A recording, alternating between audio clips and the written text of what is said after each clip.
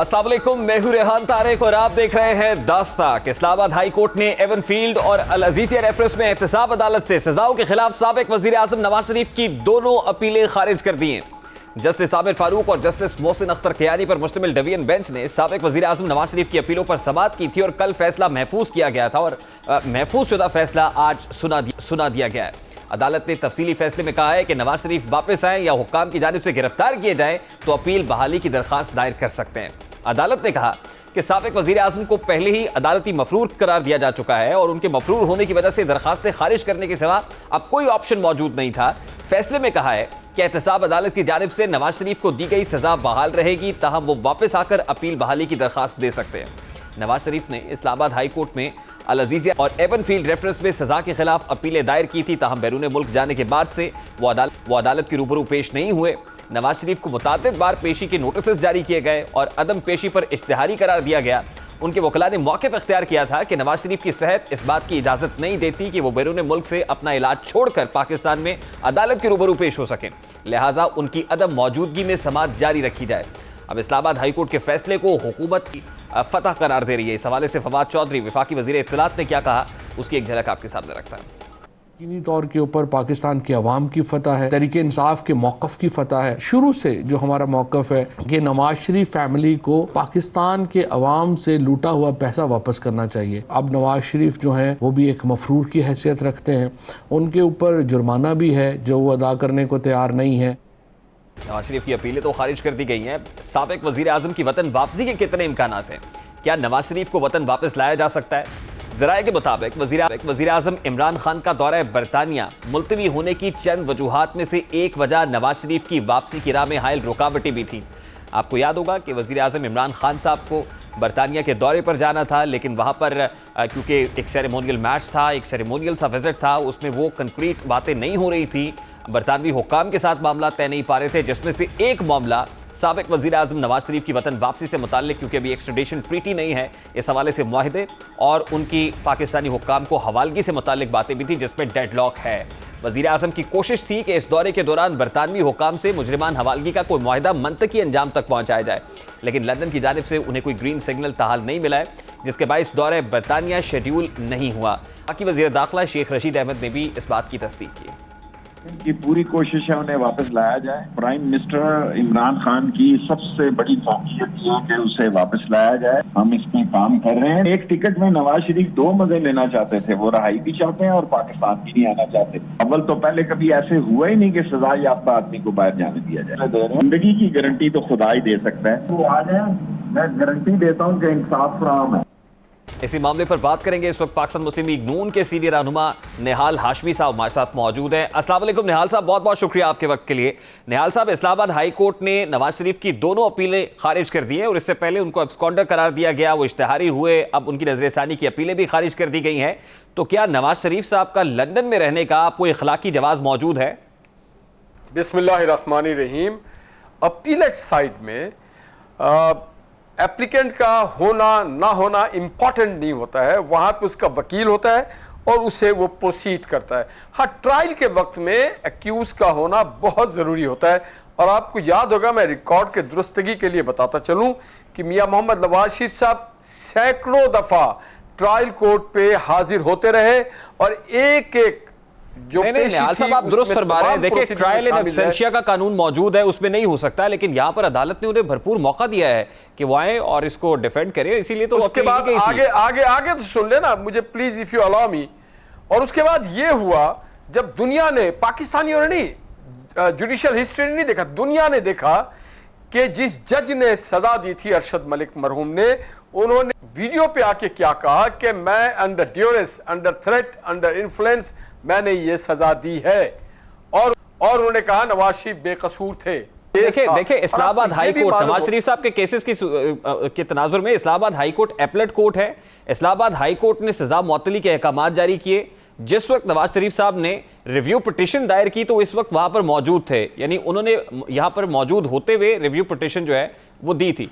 वो हो सकता है, लेकिन जब वो नहीं होंगे, कोर्ट ने बार बार उनको तलब किया, एक मजेदारी बात की तरफ से उनको इश्तिहारी करार दे दिया गया। साइड में बेंच, जब बेंच असल खेल होता है बेंच का, जब बेंच तब्दील कर दिया जाता है तो अपने आप ये नहीं आप कहेंगे और मैं नहीं कह सकता कि पाकिस्तान की अदलिया से तमाम मुकदमात और तमाम फैसले बहुत ही सुनहरे रूप में लिखे, तो फिर आपको भुट्टो साहब की भी केस याद होगा। मुझे बताया ना आपने हाल हाशमी साहब, क्या पाकिस्तान मुस्लिम लीग नून जो है वो अदालती फैसलों का एहतराम नहीं करती? जो आज डिसीजन आया है, you disagree with that? 100% I disagree. हमारा ये हक है, हर शख्स का हक है कि वो एग्री करे या डिसएग्री करे। इसके लीगल ग्राउंड्स क्या हैं सर? देखिए, जब वो डिसएग्री करता है तो अपीलेट कोर्ट में जाता है। वो सुन लेना मेरी बात प्लीज, एज ए लॉयर भी मैं आपको बता रहा हूं, जब हम डिसएग्री करते हैं तो फिर हम फर्दर अपीलेट साइट पे जाते हैं। अगर हम उसको एक्सेप्ट कर लें तो फिर हम अपने अपीलेट का जो हक है, जो हमें आइन ने, कानून ने, नेचुरल जस्टिस ने दिया है, उससे हम अपने आप को हटा लेते हैं। Why doesn't Mian Nawaz Sharif come back sir? देखिए, जो एफिडेविट वो यहां पर दे के गए थे उसमें एक उज़्र था और वो बीमारी थी। कल मरियम बीबी ने जो स्टेटमेंट दिया है कि अगर आप हमें कोई गारंटी दें उनकी जान की कि यहां पर खतरा नहीं होगा, जो कंडीशनैलिटी बयान किया कि रात को वो वापस आ सकते हैं, शाम की फ्लाइट से वापस बुलवा लूंगी, तो इसका मतलब ये है कि बीमारी वाला मामला तो नहीं है जिस पर एफिडेविट दिया था आपने? जो बीमारी थी वो अपने जगह। आप फिर इस पे कमीशन बना लेना कि अगर बीमारी नहीं थी तो फिर गवर्नमेंट ने और हॉस्पिटल ने और डॉक्टरों ने कैसे जाने की इजाजत दी? नहीं, आप बताएं ना सर। बीमारी नहीं थी तो फैसले कैसे आ गए उनके हक में? बीमार थे वो। मगर अब जो बात मैं करना चाहता हूं, आज इस्लामाबाद हाई कोर्ट के फैसले ने मरियम नवाज के बयान को सेकंड कर दिया कि जनाब यहां पे दो तरह के कवानीन हैं, एक सरकार के लिए और एक अपोजिशन के लिए। नहीं, मरियम नवाज साहिबा की रिव्यू पिटीशन भी उसी कोर्ट के अंदर है। मरियम नवाज साहिबा मौजूद हैं, उनके लिए कोर्ट ओपन है, उनके लिए तो सेट असाइड नहीं किया इसको। देखिए, वो एक बहाना होता है। क्या आप कह सकते हैं कि हमारे सारे, आप मुझे बता दें, जस्टिस इरशाद हसन खान को जो आपने इंपावर्ड किया था वो ठीक किया था? मेरा सवाल तो बड़ा सादा सा है सर। क्या इमरान खान के जो देखिए वहां से जो तस्वीर जारी हो रही हैं, जो अहकामात दिए गए वो ठीक दिए गए? वहां से जो वीडियोस आती हैं, तस्वीर आती हैं, उसमें तो यही दिखाई देता है कि नवाज शरीफ साहब अपने नवासों और पोतों के पोलो मैच के लिए तो बिल्कुल अवेलेबल हैं, जा सकते हैं वहां पर, लेकिन वो पाकिस्तान नहीं आना चाहते हैं। आपको पता होगा कि तिब की दुनिया में पुरफदा मकाम पे चहलकदमी भी एक इलाज है। अच्छा निहाल साहब लास्टली मुझे ये बताएं ना सर कि मियां साहब का इलाज कहां तक पहुंचा है? फिर आप ये कह रहे हैं कि अभी इलाज जारी है, ये इलाज कहां तक पहुंचा है और कब तक सेहतयाब होकर वो वापस आने की पोजीशन में होंगे? देखिए, जब पार्टी उनको मुनासिब समझेगी उन्हें दावत देगी। देखिए ना सर, फिर पार्टी को मुनासिब नहीं समझना चाहिए ना, फिर तो डॉक्टर मुनासिब समझेगा। तो और एक उनके डॉक्टर्स, अव्वल नंबर पे डॉक्टर्स हैं। डॉक्टर्स जब समझेंगे कि he is fit to travel, they will advise him to travel. और पार्टी समझेगी कि इस मुल्क में अब न्यूट्रल सियासत में इंतकाम नहीं होगा, नैब और एफआईए को मिसयूज नहीं किया जाएगा, अदालतें ईमानदारी से कॉन्स्टिट्यूशनली अपने हक के मुताबिक फैसले देंगी। कोई अब ऐसा फैसला नहीं आएगा जो हमें एक और भुट्टो का सानिया देखना पड़े। बहुत बहुत शुक्रिया निहाल हाशमी साहब आपके वक्त के लिए। पाकिस्तान मुस्लिम लीग नून के सीनियर रहनुमा निहाल हाशमी हमारे साथ मौजूद थे। मियां नवाज शरीफ उस वक्त वापस पाकिस्तान आएंगे जब पार्टी चाहेगी, लेकिन क्या हुकूमत मियां नवाज शरीफ को वापस लाने की पोजीशन में है? क्या कोई एक्सट्रेडिशन ट्रीटी साइन होगी, उनको वापस लाया जाएगा? ये भी वक्त बताएगा। अभी एक और मामले की जानिब बढ़ते हैं। इस वक्त पंजाब मुल्क की सियासत का महवर बना हुआ है। पाकिस्तान पीपल्स पार्टी की जनूबी पंजाब में सरगर्मियां बढ़ चुकी हैं, जबकि साबिक सदर आसिफ अली जरदारी हुकूमती इत्तेहादियों से मुलाकातें कर रहे हैं। इत्तेहादी तो हुकूमत का साथ देने का ऐलान कर रहे हैं, लेकिन बाखबर जराए हुकूमत और इत्तेहादियों में दरार के इशारे भी दे रहे हैं। इसी मामले पर बात करेंगे। इस वक्त अक्सर मुस्लिम लीग काफ के सीनियर रहनुमा सेनेटर कामिल अली आगा हमारे साथ मौजूद हैं। अस्सलाम वालेकुम आगा साहब, बहुत बहुत शुक्रिया आपके वक्त के लिए। आगा साहब, आज MQM के वफ्द की वज़ीर आज़म इमरान खान से मुलाकात हुई है। उनके कुछ रिजर्वेशंस थे जो डिस्कस हुए हैं, कुछ वजारतों का मामला भी था, कुछ रिजर्वेशंस आपके भी हैं। कैबिनेट के अंदर तारिक बशीर चीमा साहब और शाह महमूद कुरैशी साहब के दरमियान तल्ख कलामी हुई। तारिक बशीर चीमा साहब ने कहा कि जब तक रिजर्वेशंस उनका रिड्रेसल नहीं होता उस वक्त तक वो हुकूमती बिजनेस का साथ नहीं देंगे। क्या आपके तहफ़्फ़ुज़ात दूर हो गए? जी, उसमें ज़ाहिर है हमारे तहफ़्फ़ुज़ात तो मुशावरत की कमी जो है वो हमेशा से ये रिजर्वेशन रही है। अब मुशावरत का अमल दोबारा से शुरू हुआ है, तो जब बातचीत होती है तो मुख्तलिफ़ किस्म के मसाइल जो हैं वो हल की तरफ चले जाते हैं। हमारी तो कोई इतनी बड़ी कोई लंबी चौड़ी कोई बात नहीं। हम तो ये चाहते हैं कि जो मुआदे के मुताबिक जो तय पाया था कि डे टू डे इश्यूज़ के ऊपर भी मुशावरत होगी और पॉलिसी मेकिंग में भी मुशावरत होगी, और हमारे मेंबरान असम्बली के साथ वही सलूक होगा जो PTI के मेंबरान असम्बली के साथ होगा। अच्छा आगा साहब, मुझे बताएं कि आप पाकिस्तान तहरीक इंसाफ हुकूमत के इत्तेहादी हैं, सेंटर में भी और प्रोविंस के अंदर भी। चौधरी परवेज़ इलाही साहब स्पीकर पंजाब असम्बली, उनकी मुलाकात आसिफ अली जरदारी साहब से, तो आपके इत्तेहादियों को इस पर कोई एतराज़ नहीं हुआ? नहीं, इसमें एतराज़ वाली कौन सी बात है जी? हम किसी के पाबंद तो नहीं है ना। हम एक इंडिपेंडेंट, हमारी जमात है PTI एक अलग जमात है, उसकी अपनी एक हैसियत है, हमारी अपनी एक जमाती हैसियत है। तो हमारे तल्लुकात जो हैं, हमारा तो अदरवाइज़ भी जो हमारा रवैया हमारी क़यादत का है वो राब्तों की सियासत करते हैं, खुले दरवाजे की सियासत करते हैं।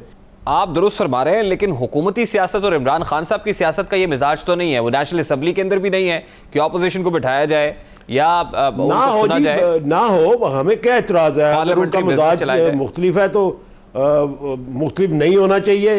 एक पॉलिटिकल लीडर को जो है वो अपनी सोचों में वुसअत रखनी चाहिए और मजाज भी उसका जो है मोतदिल होना चाहिए, उसके अंदर रवादारी होनी चाहिए, उसके अंदर संजीदगी होनी चाहिए, उसके अंदर मिलनसारी होनी चाहिए।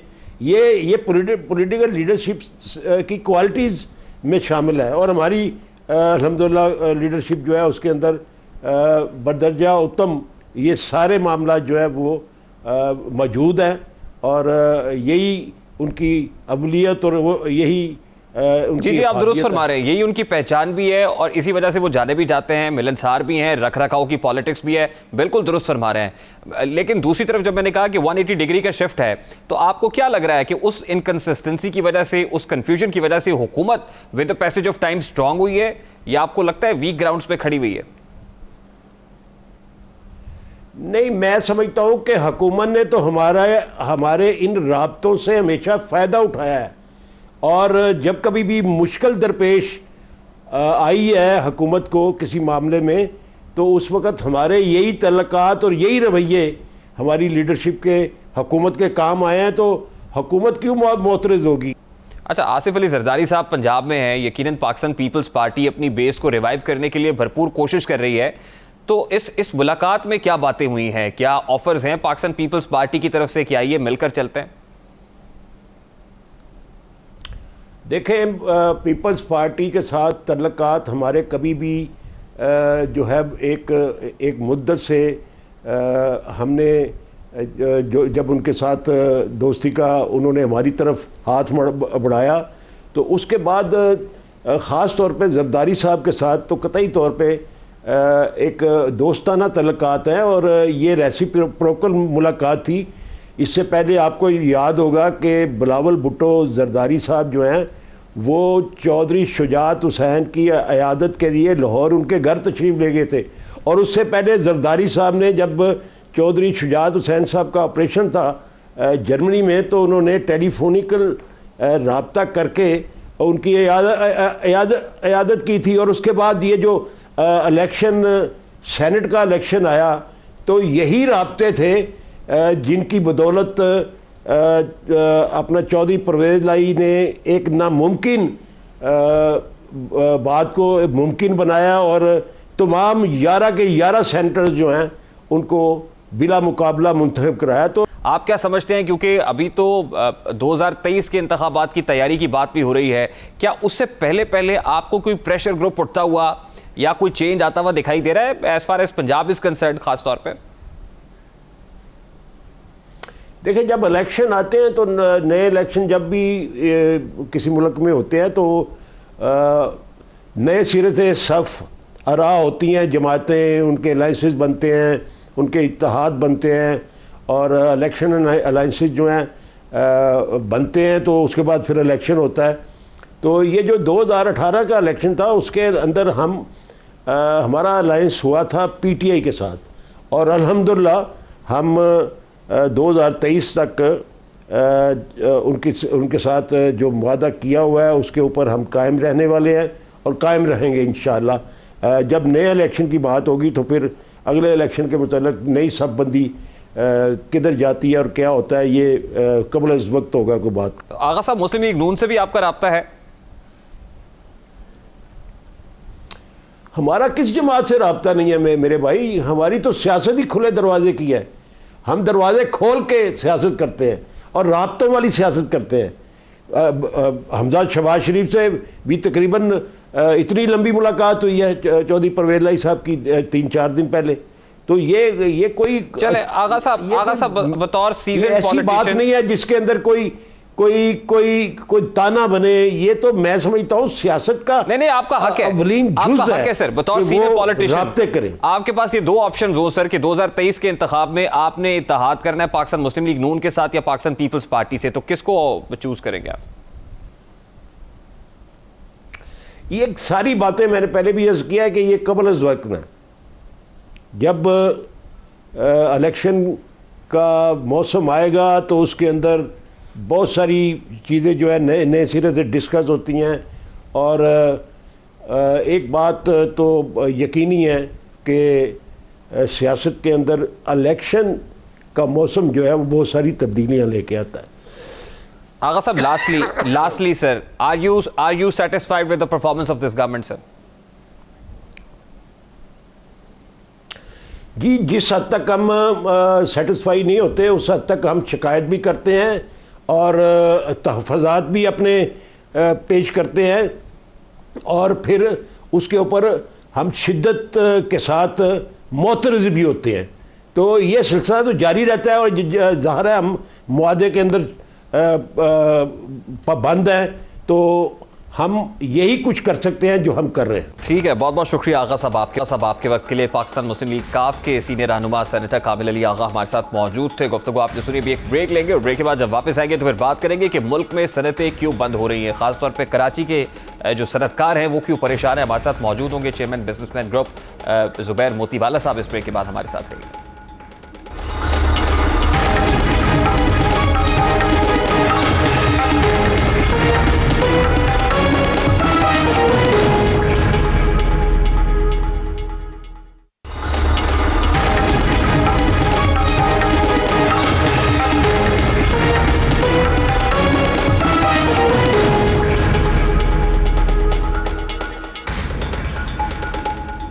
Welcome back. शहर कायद यानी कराची जो पूरे मुल्क में मईशत की रीढ़ की हड्डी की हैसियत समझा जाता है, इतना इंपॉर्टेंट है, अब उसी शहर में सनतें बंद होने का खदशा पैदा हो गया है। वहाँ पर इंडस्ट्रियल क्लोजर की सी सिचुएशन दिखाई दे रही है। गैस का बहरान शिद्दत इख्तियार करने से इलाके की सनतों को गैस की फराहमी बुरी तरह से मुअत्तल है, जिससे सनतों की पैदावारी सरगर्मियाँ बुरी तरह मुतासर हो रही हैं, जबकि कई सनतें बंद हो गई हैं। एक्सपोर्ट्स भी मुतासर होंगी, एक्सपोर्ट्स का वॉल्यूम नीचे आएगा और अल्टीमेटली हमारी इकोनॉमिक ग्रोथ सफ़र करेगी। साइट की सनतों को एक हफ्ते से गैस की किल्लत का सामना है और अब तो सनतों को गैस की फराहमी बिल्कुल ही मुअत्तल होकर रह गई है। जहां गैस आ रही है वहां पर प्रेशर मुसलसल सिफर है। इस ज़मीन में बारहा शिकायत के बावजूद गैस प्रेशर को बेहतर नहीं बनाया जा रहा है।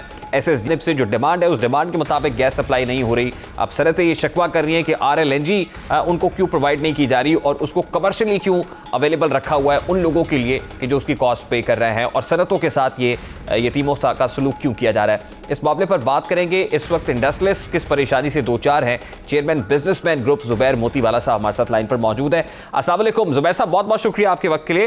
जुबैर साहब, सबसे पहले तो ये फरमाइएगा कि इंडस्ट्रियल डिमांड कितनी है और सप्लाई साइड को किस परेशानी का सामना करना पड़ रहा है आपको? सिंध की रिक्वायरमेंट 1300 साढ़े 1300 MMCF है पर डे, और इसमें से जो है ना तकरीबन 1050 1000 जो है ना वो सिंध की इंडिजीनियस गैस है, और बाकी जो है ना RLNG जो होता है जो इन्होंने यहाँ बेचा भी हुआ है KE को 50 और बाकी इंडस्ट्री को मिला के कोई 1200 साढ़े 1200 आता है। तो उससे हम कम ऊपर ज्यादा, कभी प्रेशर ज्यादा कभी कम, ये हमारी डिमांड और ये सप्लाई है। अब प्रॉब्लम ये हुआ है कि जो कुरन पशाकी हमारी फील्ड है जो 180 MMCF देती है वो टर्न अराउंड में गई है या बैठ गई है व्हाटएवर। ये इससे भी बड़ा प्रॉब्लम ये है कि जो फेडरल गवर्नमेंट ने ऑर्डर्स दिए कि जितना RLNG आता है वो सारा का सारा जो है ना आप कंट्री SNGPL को ट्रांसफर करें। वो करने की वजह से हुआ ये है कि एक तो कुनन पशाकी नहीं है, फिर वो नहीं है। आप इसको देखें, तुर्रा ये है कि आप RLNG यहाँ बेच रहे हैं, इसका मतलब ये है कि RLNG तो डिलीवर नहीं हो रहा, इंडिजीनियस गैस हो रहा है। तो आप उसमें पैसे बना रहे हैं और बाकी इंडस्ट्री भी बंद हो रही है। हमारा कहने का सिर्फ ये है कि आप आरएलएनजी जितनी कराची की टेरिटरी में या सिंध बलूचिस्तान की टेरिटरी में बेच रहे हैं, उतनी तो आपने इंपोर्टेड आरएलएनजी अपने डाउनलोड करनी है ना, वो ये नहीं कर रहे, जिसकी वजह से सारे प्रॉब्लम थे। अच्छा जुबैर साहब, आई स्टिल रिमेंबर कि एसएसजीसी ने कुछ अर्सा पहले 225 इंडस्ट्रीज को डिस्कनेक्ट किया था और कहा था कि इसको रिप्लेस कर रहे हैं पावर सप्लाई के साथ। तो उस वक्त जो सिचुएशन बनी थी, क्या ये सिचुएशन बिल्कुल वैसी ही है या उससे मुख्तलिफ है अपनी शिद्दत और नौयत में? देखिए, वो तो गैस के होते हुए गैस काटी गई, गैस थी और उसको उन्होंने गैस काटा कि हमने जो है ना पावर बेचना है, क्योंकि सर्कुलर डेट क्रिएट हो रहा है तो हम पावर बेचेंगे और गैस नहीं बेचेंगे। वो तो एक अलग बिल्कुल सिनेरियो था जिसमें उन्होंने ये भूल गए कि पावर की सप्लाई के लिए बहुत सारे इक्विपमेंट चाहिए होती है, आपने ग्रिड लगाना होता है, जिसके मतलब साल 1.5 साल का वो प्रोसेस था। तो उन्होंने कहा जी गलती हो गई, उन्होंने वापस वो 225 को रिस्टोर कर दिया। That was by intention disconnection.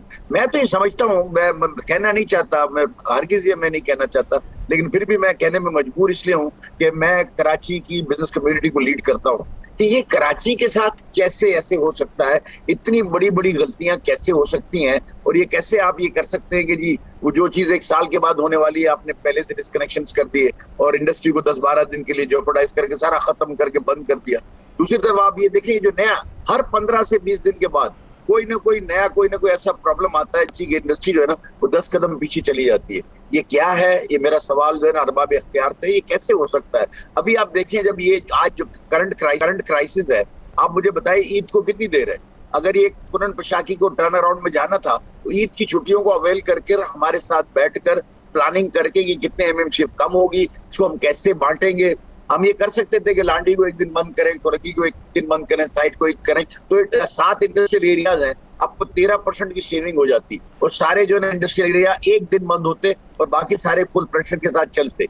ये होना चाहिए। एक सोल्यूशन मैं आपको दे रहा हूँ, हमारे पास बहुत सारे सोल्यूशन है, वो उन्होंने तो लेटर निकाल दिया कि जी 21 दिन के लिए जो बंद है। नहीं, लेकिन जुबैर साहब ये तो पॉलिसी साइड पे ना कि उन्हें डिसाइड करना है। आपके ख्याल में ये कंफ्यूजन, ये इनकंसिस्टेंसी, ये मिसमैनेजमेंट पॉलिसी मेकर्स की साइड पर है या किसी जगह पर इंटेंशनली हो रहा है? ये मुझे समझ नहीं आया। मुझे तो ऐसा लगता है कभी कभी कि हमने परफॉर्म किया, इसकी पेनल्टी भर रहे हैं, क्योंकि we have actually enhanced export by 80%। Karachi ने सबसे अच्छा परफॉर्म किया और 18% हमने जो है ना ग्रोथ दी एक्सपोर्ट में।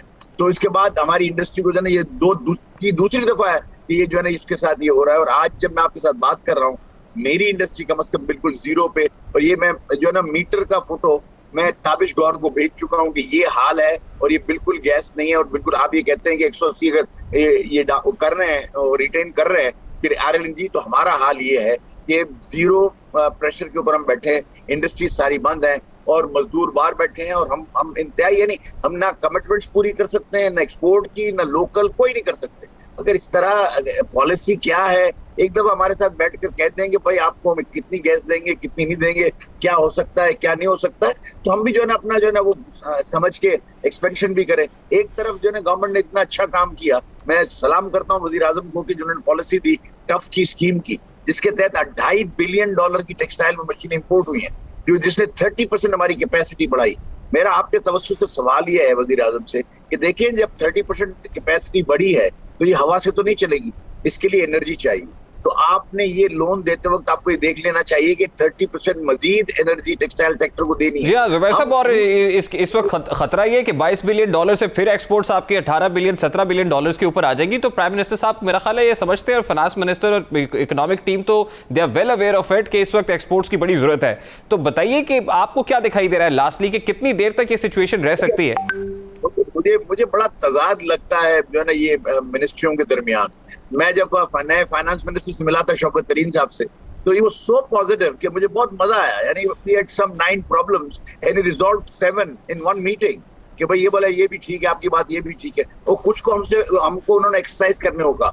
मैं वजीर आजम से मिला रमजान से 2-4 दिन पहले, तो जो है ना उसने मुझे बड़ा पॉजिटिव लगा कि उन्होंने कहा एक्सपोर्ट और बढ़नी चाहिए, मैन्युफैक्चरिंग सेक्टर की वो बात करते हैं, ग्रोथ की बात करते हैं। तो लेकिन यहाँ जब हम देखते हैं एनर्जी मिनिस्ट्री को, पहले उमर अयूब साहब थे, अब हमाद साहब आ गए, दोनों में मैं देखता हूँ तो वो एक ऐसा पता नहीं एटीट्यूड है या क्या है, मुझे नहीं पता। लेकिन बहरहाल ये कि मैं उनसे गुजारिश करता हूँ, उनसे अपील करता हूँ, हाथ जोड़ के अपील करता हूँ कि कराची बंद हो जाएगा, जो आपका 58% एक्सपोर्ट करता है, आज वो बंद है।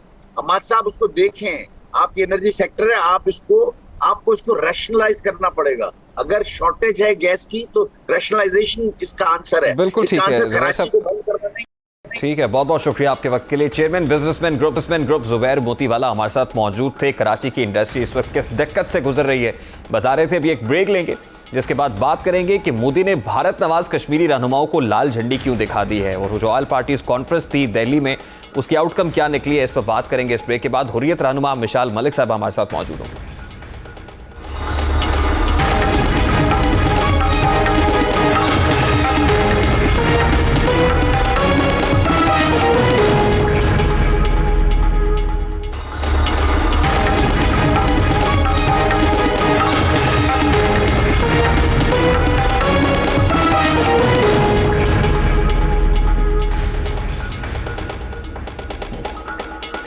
Welcome back. पहले गले घोंट दी और अब मुज़ाकरात का ढोंग रचाया जा रहा है। आज भारतीय दारुल हुकूमत नई दिल्ली में 22 माह के बाद नरेंद्र मोदी की जानिब से मकबूजा कश्मीर की 8 सियासी जमातों के 14 सियासी रहनुमाओं से साढ़े 3 घंटे मुलाकात की गई।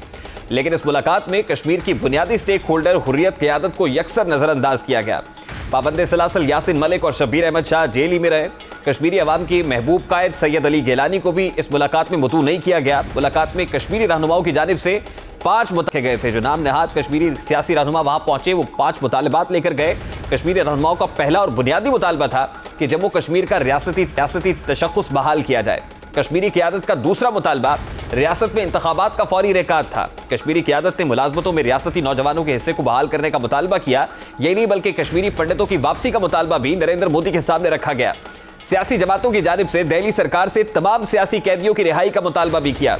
कश्मीर के 14 भारत नवाज रहनुमाओं के मुतालबात तस्लीम जाए। नरेंद्र मोदी ने उन्हें एक बार फिर लाल झंडी, सुर्ख झंडी दिखा दी है। भारतीय हुकूमत ने हिंदू नवाज क़यादत को रियासत का तशख्खुस बहाल करने से साफ इनकार करते हुए सुप्रीम कोर्ट का फैसला आने तक खामोश रहने का मशवरा दिया है। अब यही नहीं है बल्कि इंतखाबात के लिए रियासतों के दरमियान हदबंदी का अमल, डिलिमिटेशंस का अमल मुकम्मल होना लाजमी करार दिया गया है। इस अमल के मुकम्मल होने की भी कोई तारीख नहीं दी गई। डोमिसाइल मसाइल के हल और रियासत में कश्मीरी नौजवानों को मुलाजमत देने के मामलात पर भी कोई खास पेशरफ ना हो सकी। इसी तरह सियासी कैदियों की रिहाई भी, इस मामले पर कोई तारीख नहीं दी गई है।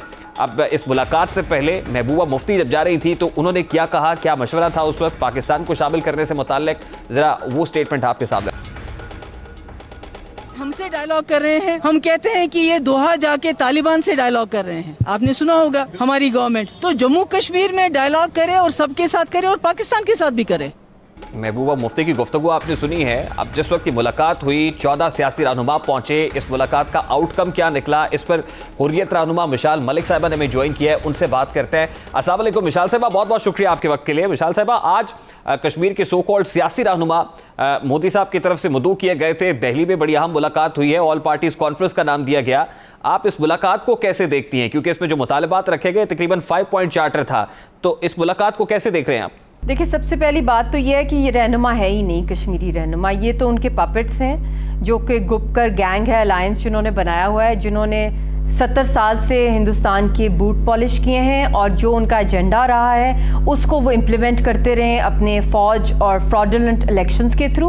और वहाँ पे पपेट्स CMs बन के इन्होंने हिंदुस्तान की आर्मी को 70 साल में बढ़ाया है और उनकी ब्लैक लॉज उनके हक में उन जाली असम्बली से पास किए हैं। तो दीज आर पपेट्स जिनको इन्होंने बुलाया है और हिंदुस्तान की जो सरकार इस वक्त मोदी के हाथ में है, उन्होंने एक नया ड्रामा रचाया है दिखाने के लिए कि यहाँ पे एक सो कॉल्ड नॉर्मल सी है और एक स्टेज सेट किया है जिसके थ्रू इन्होंने दुनिया को ये बताया कि हम अगले इलेक्शन जो सो कॉल्ड DDC के बाद अब करेंगे उसके अंदर हमने कश्मीर के रिप्रेजेंटेटिव्स, ये रिप्रेजेंटेटिव्स हैं ही नहीं। इस मुलाकात का आउटकम आपके सूरत में देख रही हैं? इसका तो आउटकम नुकसानदेह ही है डेफिनेटली कश्मीर कॉज को, क्योंकि एक दफ़ा फिर एक आई वॉश है और जो इसके अंदर जो चीज़ें इनकी बातें हुई हैं, जो पब्लिकली इन्होंने की हैं, इन्होंने कोशिश की है कि जो जगह थी हुर्रियत रहनुमाओं की, उसकी जगह वो अपने सो कॉल्ड पपेट्स को दुनिया के सामने दिखाएं कि they are the so called true representative. आपको क्या दिखाई देता है कि ये फिर मुलाकात कहां पर स्टैंड करती है और इसको मुस्तकबिल करीब में क्या देख रहे हैं, जो वो करना चाह रहे हैं या प्रिटेंड करना चाह रहे हैं उसमें कामयाब हो सके? देखिए, जितनी शेल्फ लाइफ थी ना इन पपेट पॉलिटिशियंस की, हिंदुस्तान ने इनको यूज़ किया है और उन्होंने पावर एंजॉय की है कश्मीर के ऊपर, कश्मीर की लाशों के ऊपर। जब तक हिंदुस्तान को इनको यूज़ करना था यूज़ किया, अब इनकी शेल्फ लाइफ एक्सपायर हो गई है और इनको टिश्यू पेपर की तरह उन्होंने जब फेंक दिया है। और उसके साथ साथ कश्मीर की आवाम इनसे नफरत ज़्यादा इसलिए भी करती है क्योंकि इनको जिम्मेदार कहलाया जाता है कि इन्होंने हिंदुस्तान की पहली आर्मी को यहाँ पे इन किया, इन खानदानों ने, और इन्होंने वहाँ पे काले कवानीन, PSA, TADA, POTA, armed forces special powers act, ये कहाँ से आई? मोदी तो नहीं लेकर आए, ये तो पहले से इनकी जो पपेट असेंबलीज में इन्होंने ही पास किए हैं। तो इन्होंने इतना स्ट्रेंथन कर दिया हिंदुस्तान की सरकार को वहाँ पे अपने लिहाज से कि अब उनको इनकी ज़रूरत ही नहीं है। मगर ये एक टोपी ड्रामा, क्योंकि इनके ऊपर इंटरनेशनल प्रेशर है, तो इनको सोयों को जगा दिया है और ये आ गए वहाँ पे, इनके मुँह लटकेंगे क्योंकि 70 साल इन्होंने खूब इंजॉय कर लिया। पहले हिंदुस्तान इनके थ्रू आता था वहाँ पे, अब हिंदुस्तान डायरेक्टली आ रहा है अपनी आर्मी के साथ, अपने ही लोगों को वहाँ पे ला के सेटल कर रहा है और उन्हीं को इलेक्शन में जितवाएगा। तो इनका तो अब रोल बिल्कुल एलिमिनेट हो रहा है। आपको लगता है कि डीलिमिटेशंस होंगी और उसके बाद इलेक्शंस इसी साल में होते हुए दिखाई दे रहे हैं, और अगर इलेक्शंस होते हैं तो उसके बाद भी कोई चेंज एक्सपेक्टेड है? देखिए, ये जाली इलेक्शंस हैं, ये तो करते रहते हैं। पहले भी इन्होंने DDC के किए, अब ये डिस्ट्रिक्ट्स और भी बनाना चाह रहे हैं। जम्मू के अंदर भी डिविजन्स, लद्दाख के अंदर, कश्मीर के अंदर इसको फर्दर डिसइंटीग्रेट करना चाह रहे हैं। जो इन्होंने डिसमेंबरमेंट इस पूरी स्टेट की कर दी है, इसकी ऑटोनॉमी ले ली है, इसका स्टेटहुड ले लिया, इसका फ्लैग ले लिया, इसकी आइडेंटिटी ले ली है। पहले हिंदुस्तान की आर्मी थी, अब यहाँ पे अब अवाम आ गई है लाखों की तादाद में। तो हम कौन से फ्री एंड फेयर, वैसे भी इलेक्शंस कभी यहाँ फ्री एंड फेयर नहीं हुए जहाँ पे highest militarise zone of the world है। बहुत बहुत शुक्रिया मिशाल मलिक साहब आपके वक्त के लिए। कश्मीरी हुर्रियत रहनुमा मिशाल मलिक हमारे साथ मौजूद थी। अब कश्मीरी क़यादत से मुज़ाकरात का ढोंग कोई पहली बार नहीं हुआ है। कश्मीर में मुसल्लह जद्दोजहद के बाद तीन मुख्तलिफ अदवार में कश्मीरी क़यादत बशमूल हुर्रियत पसंद रहनुमा पाकिस्तान और भारत के दरमियान मुज़ाकरात हुए। मसला कश्मीर पर बड़ा ब्रेक थ्रू अटल बिहारी वाजपेयी के दौर में हुआ, जब भारतीय हुकूमत ने अलहदगी पसंद तंजीम हिज़्बुल मुजाहिदीन से मुज़ाकरात किए।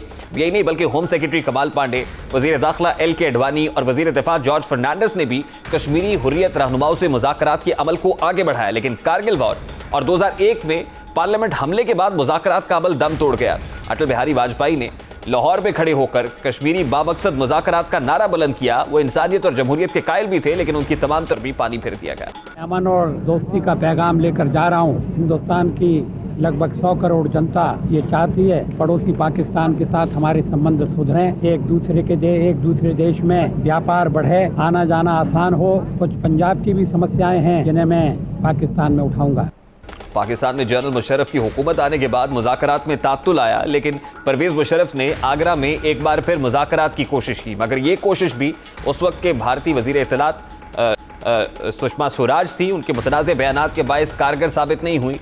सुषमा स्वराज ने अपनी पार्टी की आदत के इमा पर मुज़ाकरात के अमल को सबूताज किया। इसी तरह से कांग्रेस ने किसी हद तक मुज़ाकरात के लिए कश्मीरी क़यादत और पाकिस्तान से ताल्लुकात बढ़ाने की कोशिशें की। इंदिरा गांधी और शेख अब्दुल्ला, जबकि राजीव गांधी और उमर अब्दुल्ला के दरमियान अच्छे ताल्लुकात रहे। मनमोहन सिंह के दौरे हुकूमत में भी बैकडोर मुज़ाकरात का अमल जारी रहा, लेकिन 2010 में 100 बेगुनाह नौजवानों के कत्ल के बाद ये अमल एक बार फिर नाकाम हुआ।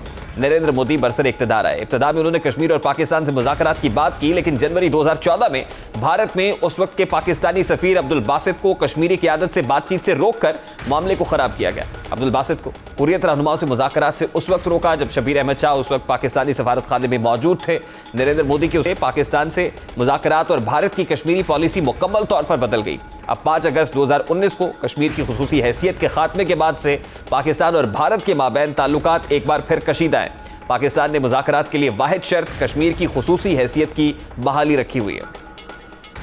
5 अगस्त के वो जो उन्होंने कदम उठाए उधर वापस चले जाए, फिर बिल्कुल हो सकती है बात। फिर हम कश्मीर का मसला एक रोड मैप भी ला सकते हैं और हल कर सकते हैं। अगर हम इस वक्त हिंदुस्तान से ताल्लुकात नॉर्मलाइज करते हैं, इसका मतलब कि हमने कश्मीर के लोगों से बहुत बड़ी हम एक गद्दारी करेंगे। 5 अगस्त 2019 को हिंदुस्तान ने कुछ कदम उठाए जिससे पाकिस्तान की नजर में मामलात उलझे सुलझे नहीं। उन्हें अभी एक ब्रेक लेंगे और ब्रेक के बाद जब वापस आएंगे तो तलबा का मुकदमा मीर रियासत के दर पर पेश करेंगे। इस ब्रेक के बाद हमारे साथ रहेगा।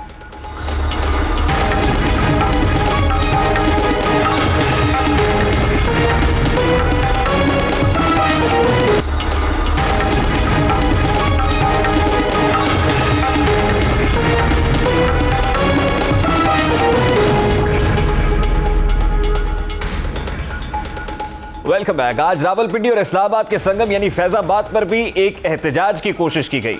ये एहतजाज किसी मजहबी जमात का नहीं था और ना ही कोई सियासी जमात हुकूमत के खिलाफ धरना देने की कोशिश कर रही थी। ये एहतजाज इस मुल्क के मुस्तकबिल कुल आबादी के 65% तबके यानी नौजवान तलबा की जानिब से किया गया था। तलबा जुलाई में इम्तहानात मुलतवी करने के लिए फैजाबाद से डी चौक जाना चाहते थे, लेकिन इस्लामाबाद पुलिस ने उन्हें गिरफ्तार करके उनके खिलाफ दहशतगर्दी के पर्चे दर्ज करा दिए। तलबा मीर रियासत और वजीर तालीम शफकत महमूद से सादा सवालात कर रहे हैं। तलबा जानना चाहते हैं कि 1 साल का सिलेबस 2 माह में कैसे कवर किया जा सकता है। अपने हक के लिए आवाज उठाने वाले तलबा को क्यों गिरफ्तार किया जा रहा है। वो पूछना चाहते हैं कि उन पर दहशतगर्दी की दफात के तहत मुकदमात क्यों दर्ज किए जा रहे हैं। वो मीर रियासत से भी शिकवा कुना है कि हुकूमत नौजवानों के वोट से इक़्तिदार में आकर नौजवानों ही को भूल गई है। ज़राए के मुताबिक इस वक्त हुकूमत के लिए इम्तहान लेना इंतहाई ज़रूरी हो गया। ये ज़रूरत क्यों दरपेश है ये भी सुन लीजिए। हुकूमत को आलमी बैंक से 300 मिलियन रुपए की इमदाद मिलना है, जिसके लिए मयार तालीम बेहतर बनाना ज़रूरी है। 300 मिलियन नहीं मिलेंगे अगर इम्तहान नहीं होंगे। हुकूमत नोट लेने की खातिर तलबा की जानों के साथ खिलवाड़ कर रही है। तलबा को एहतजाज तो ना करने दिया गया, लेकिन वो अपना गुस्सा सोशल मीडिया पर निकाल रहे हैं। इस वक्त तक 1.5 लाख से ज़ायद ट्वीट्स की जा चुकी हैं। तलबा के मुतालिबात बिल्कुल वाज़ेह और दो टोक हैं, जबकि हुकूमत ताकत के जोर पर उनकी ज़बान बंदी चाहती है। हुकूमत को मामलात की संगीनी का इदराक करते हुए मसाइल को बतरीके ऐसन सॉल्व करना होगा। गिरफ्तारी और दहशतगर्दी के मुकदमात के जरिए नस्बात का खात्मा करना होगा। NCOC और वज़राए तालीम को इम्तहानात लेने या प्रमोट करने के मामले पर तमाम स्टेक होल्डर से बातचीत के जरिए से मामला हल करना चाहिए। ये तो था आज का दास्ताक। आपसे मुलाकात होगी इंशाअल्लाह कल। अपना रखिएगा ख्याल।